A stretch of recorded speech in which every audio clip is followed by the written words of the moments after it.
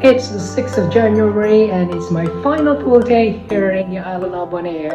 I wish I have more days to spend and I will be back on the grind on Monday, right in the middle of the massive storm in the west coast of California. Sounds like a deluge, isn't it? Let's pray for what's going on right now. Right, there's so many things happening, including this, and also watching this Speaker of the House vote. This historic stalemate. Now, this is their fourth day. They haven't gone to the final vote yet. They need 218, but anyway, it's I just want to laugh out. If you want to entertain yourself, in my opinion, watch this. It's quite entertaining. Anyway, to make this long story short, I got lots of stories, right? Travelers love stories. How much time do you have? Anyway, so yeah, as I said, this is my final full day. Tomorrow I'm flying back home, and I am leaving Bonaire on the 7th, entering Miami in Florida. The weather should be fine there. And then connecting to Dallas, and then San Francisco. Hopefully, when I get to San Francisco, everything is in control when it comes to the flooding. There's a massive flooding a few days ago and even yesterday. Looks like today is a bit sunny, but according to the weather report, things that I've seen online, it looks like this storm is just getting more strength, giving them a break, and then earning the strength. It will start raining once again in the next 7 days. Hopefully not, cross finger. Anyway, here is hunky-dory, bright sunny day. Take a look. I am right here in the plot. So I just came from the town and did my final exploration. Anyway, so about my story. Sorry, I gotta pause here. So what I'm going to do is that I'm going to show you the map of the island, and then at the same time I'm going to kind of reminisce, remember where have I been to on this island.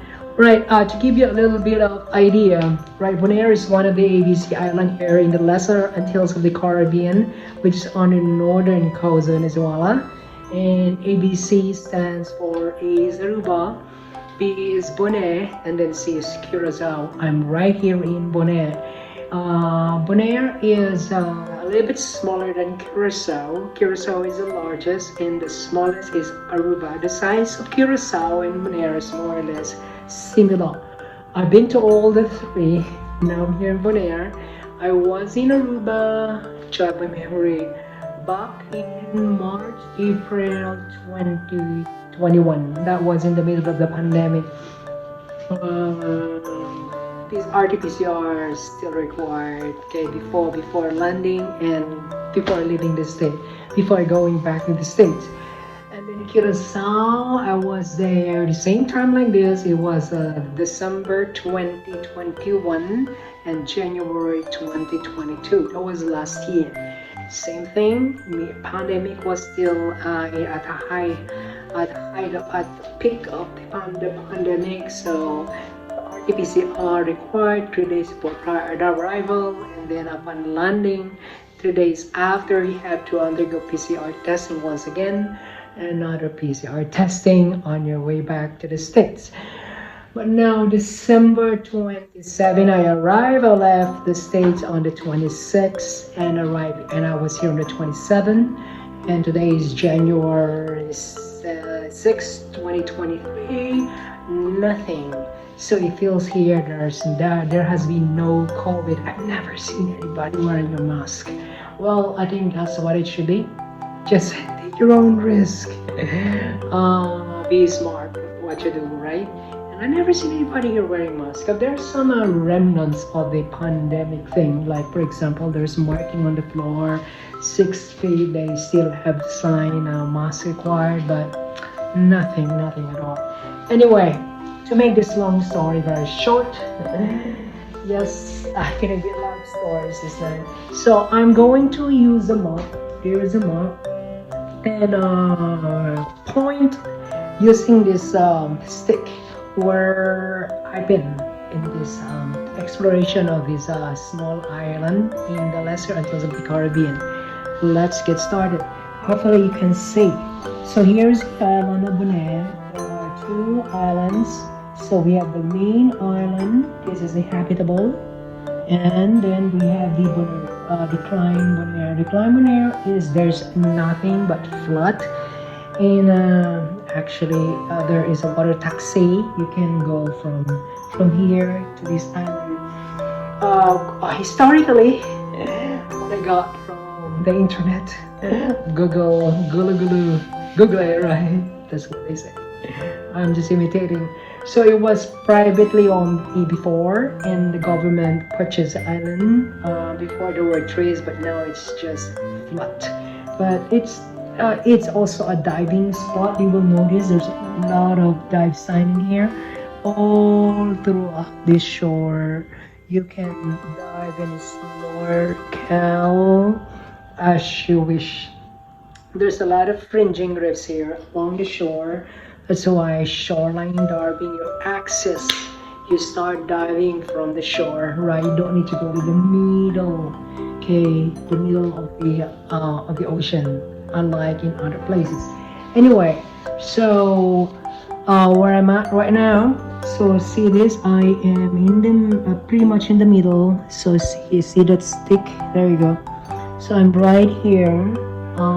They call it, this is kaya, let's say, hold on, let me remember. Kaminda Gurubu. So Kaminda, that's a Kaminda Gurubu. See that, I put a mark there, Kaminda Gurubu. So that's where the flood is located, and this is close to North Salina. Sounds like Salinas, right? Yeah, because there's lots and lots of salt here.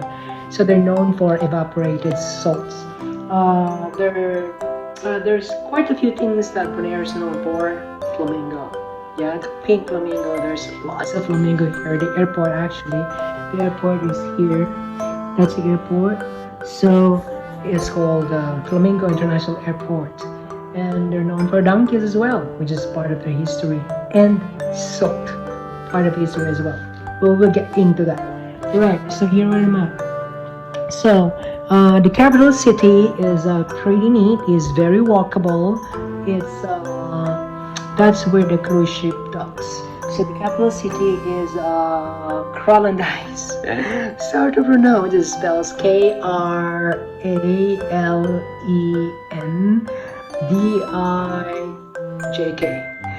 I just don't want to pronounce the word because I may not be giving justice.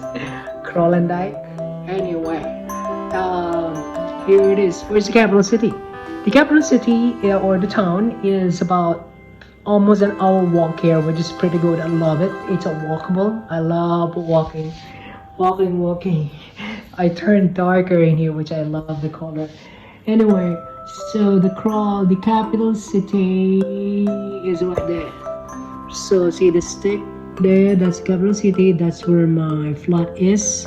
So I walk practically daily to the city. Kralendijk. See that? So that's a stick. So here, that's where all the cruise ships. I noticed that every day there's a cruise. Today there's a small one, and then there is some occasion there is none. If there's none, the town, which is beautiful and colorful, lots of shops, it's kind of dead, like yesterday. But if there is a big, massive ships like the Norwegian cruise liner, etc., the Carnival cruise, oh, massive, lots of people, there is life. Okay, tourism is one of the main business here. By the way, I think Bonaire is getting a lot of revenues because every tourist, whether you are arriving via air or water, you have to pay tourist tax, 75 USD. So they use USD here, so that's why it's easy purchase. So you don't need to do conversion, right? So prices, they're reasonable. It's alright. It's more expensive in the US. Alright, so you can buy $1.50 of loaf of bread here. Right in the States, almost $5. Mas, okay, massive. Okay, these are the Dutch bread. Anyway, so that's the capital city. So practically I've been to most of the parts of the island except on this northern part, the national park. I decided not to go there because I decided not to drive. I did everything by walking and cycling. Cycling to the park is not a good idea because it's all dirt, and then it's quite a rough road. But the place I've been to were all magnificent. So here we have here. I'm here. I never got away from where I'm at. So here in Kaminda Guruba, Gurubu. So where the flat is, see that? So that's capital city. So I've been to, that's the airport. That's the airport. Hopefully you can see that airport. And then I've been to, see this. See, I am. I'm moving the stick down up to the Salt Pier. See that? That's the Salt Pier. So here you will see Salt Mountain. Historically, it was the Spaniards who first colonized the island, and they put the local people into slavery and plantation. The Spaniards found out that they think that the island is useless. Afterwards, that was way back in the 14th, 15th century, the Dutch came. And then with the Dutch brought with them African slaves, and they put the African slaves in salt pond. That's why this area, you will see there's a lot of salt. That white stuff there is represents the salt panning area. So here you will have this called the salt pier, and then been to the pink beach, and the pink beach is fabulous. It's pink because of the salt. And then also here along this area you will have slave huts. So back to the history. So back in the 15th century, the Dutch came for the first time, and they brought with them African slaves. And they put African slaves in the salt panning, and then they're as a symbol. So you will see some small huts. These are color-coded huts. There's a white, there's an orange, and there's a white. What else? Blue. I never seen a blue, but there is a blue icon there that shows where the hut should be. But I only saw white and orange huts. These huts are called the slave huts. So the slave huts are located in this area. All that's done, that's the slave huts. And then I went up to the lighthouse. So from the town, actually, just to give you an idea, from the capital city, I'm sorry, from the flat, from the flat to the pier, it will take you 2.5 hours walking, which I did for the first time. And then there's one occasion that I rented a Dutch bike just to get to the lighthouse because it's quite too far. And then the Flamingo Sanctuary is right there. That's the Flamingo Sanctuary. So being to this part of the island. And then also I went to this part of the island wherein I went to the Donkey Sanctuary. Aside from salt, this island is also known for donkeys, also part of the history.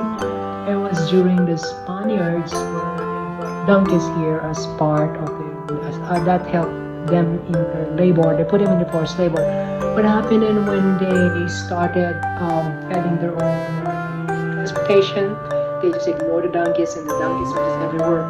So there's a donkey sanctuary here, the service donkey orphanage, because lots of donkeys are being hit by cause. And the good thing is that a non-government organization put up this donkey sanctuary into a refuge.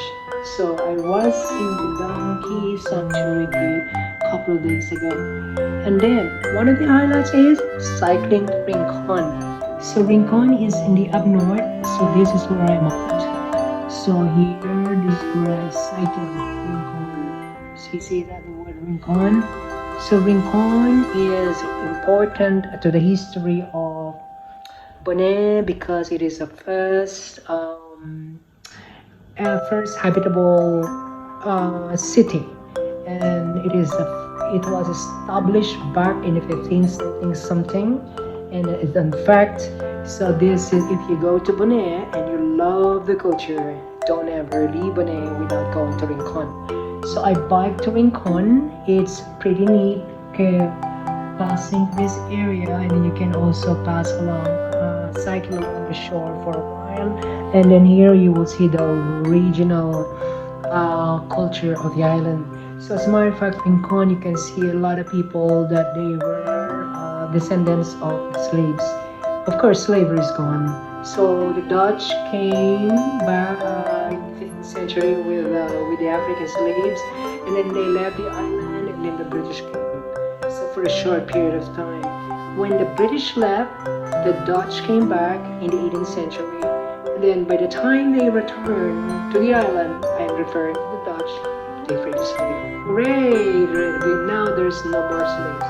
Everybody is right. So as I said in Rincon, so this is where it is, which is the border to the national park. This is the national park, Mossib, and this is Rincon. To get to Rincon, I biked. I rented a Dutch bike, and it took me almost an hour biking because I did a lot of stops. But if you're driving, it will only take you around 20 minutes. Okay, and it's quite hilly though, so that's why there's some occasions I needed to walk the bike.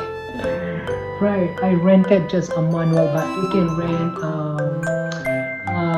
an electric bike, but I don't want electric, so it's the purpose. I want to do the cardio as well. Right. Also, in addition to that, I went to the 1,000 steps. So this is going to Rincon, but on the other side, that's where the 1,000 steps is, along this area. Let me take a look. 1,000 steps. Yes, along this area, that's where the 1,000 steps here, close to Rincon. In fact, I found out it's not actually 1,000, it's only 72 steps. And I found out that it's because 1,000, it's quite high though, and it's also a diving spot.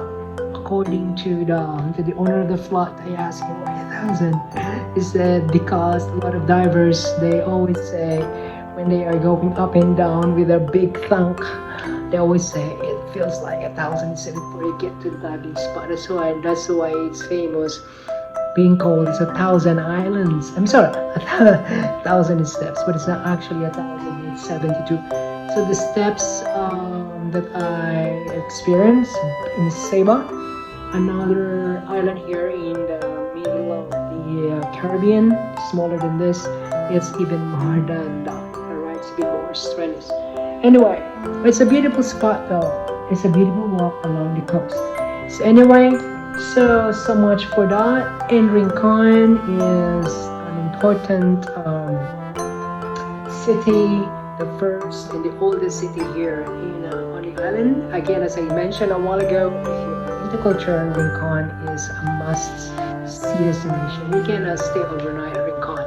There's accommodation, and but I did not stay there. I just did a full day exploration. I rented a Dutch bike. I was able to go as far as the Goto Lake. Yeah, wonderful body of water, and you see lots of flamingo. Flamingo here, whenever there is water, there's flamingo. Clean water though, right? And donkeys are everywhere, and reptiles, big lizards, and iguana. Food-wise, they eat a lot of meat. I noticed that because most of the restaurants that I've seen along the street and in the city, they offer stoba. Stoba, it means stew. It could be chicken, it could be beef. I don't know about donkey, but they do have iguana soup, as well as Lion King. So not Lion King, Lionfish burger. I think that's a good thing about being the vegetarian, in my opinion. I never got to eat those things that others may say, they eat iguana. So no, I'm vegetarian, so I do have an excuse.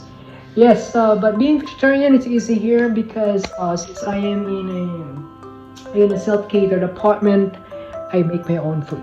Anyway, so I love the location. I love this flat. Everything I need, and it's very quiet and it's away from the hustle and the bustle of the crowd. I try my best always to stay away from the crowd and from the tourist area because nothing you can see there but people who are who thinks they are in a in a fairy tale, right? A cruise, right? So and also I want to see the culture. I want to see the people, right? So that's my cup of tea when I travel. To see the culture, to experience the surroundings of the local people, to talk to the people, and look at the world in a different perspective, right? As I always say. Once again, here is the island of Bonaire. So it's a wonderful destination in the Caribbean if you fancy going to a small island wherein there is a combination of history, culture, and aquatic sports. Right.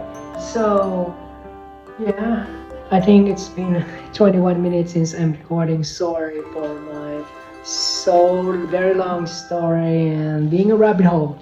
Sorry. But I usually get distracted, especially I'm also monitoring and enjoying watching this speaker election back home. It's been 4 days now. Anyway, once again, I'm traveling back home tomorrow. There is a massive storm back in the east and the west coast. Hopefully, things are gonna get better. I am back on the grind on starting Monday. Once again, as I said, traveling is not arriving to a new destination. It is looking at the world in a different perspective. Keep the smile, and the world will smile at you. Cheers, Bombini. That's why they say hello and goodbye, and Dushi here in